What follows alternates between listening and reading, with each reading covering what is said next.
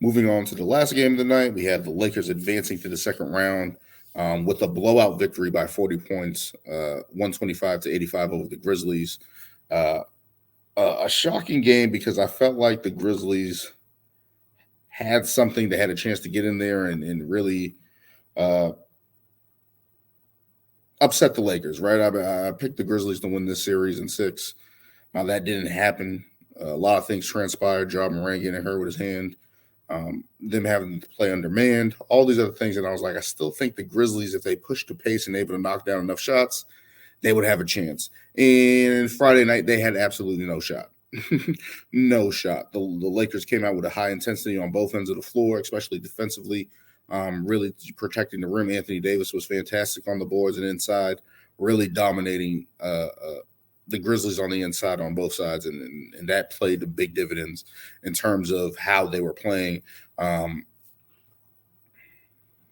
Dangelo Russell had a big game with 31 points, really stepping up and helping out the Lakers. Why did I spell that like that? Well, helping out the Lakers. 1 second. Yes, helping out the Lakers and playing big time for them, knocking down a bunch of threes, really giving them that offensive punch that they desperately needed over all series. And they got it from Dangelo Russell tonight. Before it was Austin Reeves and Rui Hachimura and all these other guys that came in and contributed. Tonight it was Dangelo Russell. LeBron James had 22 points. Anthony Davis, again, big factor on the inside, on the interior, on both sides of the ball. 16 points, 14 rebounds, but 5 blocks. I believe he has the second most blocks in franchise history behind Shaq. In terms of a series, he had 26 for the series, I believe. I believe he's behind Shaq.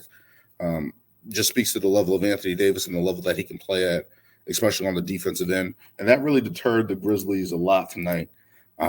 Attacking the basket, finishing, being efficient. He had a big factor to do with that. And the Lakers advance, right? The Lakers go on to await the Warriors-Kings matchup, which is on Sunday, as I spoke about earlier. And we'll see who they're facing. Would it be a Curry and LeBron matchup, or would it be a rematch from 2002 of the Chris Webber Kings and Shaq Lakers, Shaq and Kobe Lakers? Can we get that matchup again? There's so many intriguing matchups heading into the second round here. It's going to be interesting to see what happens, because if we get the Kings Lakers rivalry, that's going to be a crazy series. It's going to be another youth versus old movement. The pace of that, how fast the Kings and Lakers are going to play up and down. Will that have an effect on the Lakers, who have bigger guys, older guys like LeBron, injury-prone players like Anthony Davis? Is that going to play a factor on them? And then we have the Warriors on the other side. Steph Curry, LeBron James is always going to be good. Old-timers game, right? Looking at that series, which is probably what the NBA wants, probably what the NBA fan base wants, the most intriguing matchup probably. Of course, they want that. But of course, this game, let's get to the Grizzlies side. The Grizzlies side had no answers, absolutely none. Ja Morant, only 10 points, 3 for 16. Desmond Bane, 15 points, 5 for 16. Completely different in their Game 5 performances that they had a couple nights ago. Just couldn't really get going. Tough to get anything inside, especially when you're going up against Anthony Davis and Vanderbilt and all these other guys that can switch. The Lakers stepped it up defensively and it showed right there. And that was tough for the Grizzlies, because the Grizzlies really had no answers. That was pretty much the only shot they had, was to go down guns blazing, and they didn't. And to absolutely have no answers was kind of disappointing. To lose by 40 points, Dylan Brooks having another ugly game, and they really have no upside here in terms of in that series. Jaren Jackson Jr. struggled as well from the field, only had 14 points, not really good overall night. I don't think anybody can play really good in a 40-point blowout as the Grizzlies just did. So when you look at the Grizzlies being undermanned, it's unfortunate, but that's the result. They lost the game, right? They lost the series. Their season's over. Ja Morant getting questioned about I'm fine in the West comments. And he said he said what he said. He has to live with it. And I think it's funny how people are jumping on Ja Morant for that. And it's like, he said that in December when they were full strength and one of the top teams in the West. And to come out and now get hurt, Steven Adams is out, Brandon Clark is out, two vital rotational players that provide huge dividends for this team that gives the Grizzlies flexibility, especially on defense and offense. To not have those two guys there was vital. I thought that was very vital to the impact of the series. Anthony Davis went bonanza.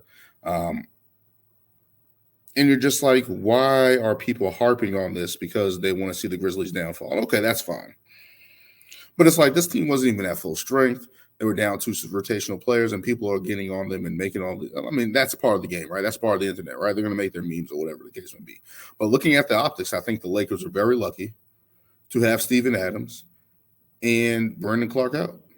And people don't think highly of them or whatever the case may be. I just thought that would have been a matchup advantage. You wouldn't have had that presence like that against with Anthony Davis. I feel like if Steven Adams and Brandon Clark were available. And I feel like Tillman he played well in this series, but I feel like he got a little overextended a little bit. But you would have had a different bunch of lineups that you could have played, a little bit more bench with depth, a little bit more bench reliability there, a little trust factor there, playing more guys instead of playing the guys like Roddy and Zaire Williams and all these other guys that you have to play. And it's like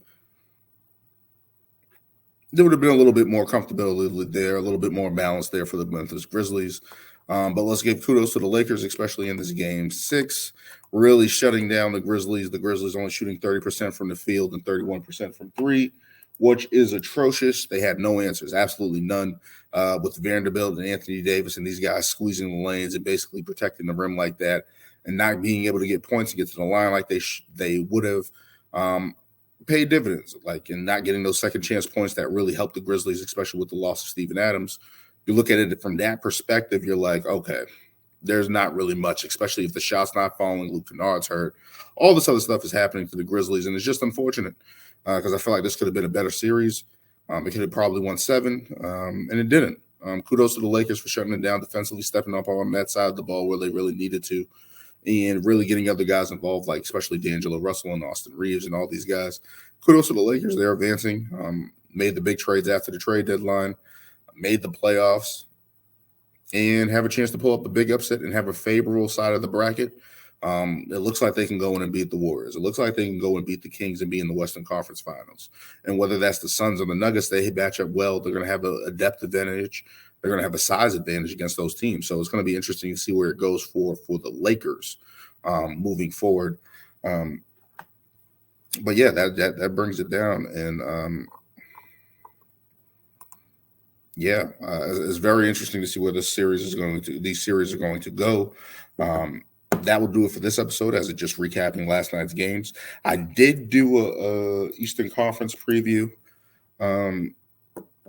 semifinals preview of the Celtics and Sixers and the Heat and Knicks. That will be up on Sunday. This will be up Saturday morning, this episode, reviewing Game 6s. We only have one game on Saturday, which will make it a little bit easier with these games up so late. We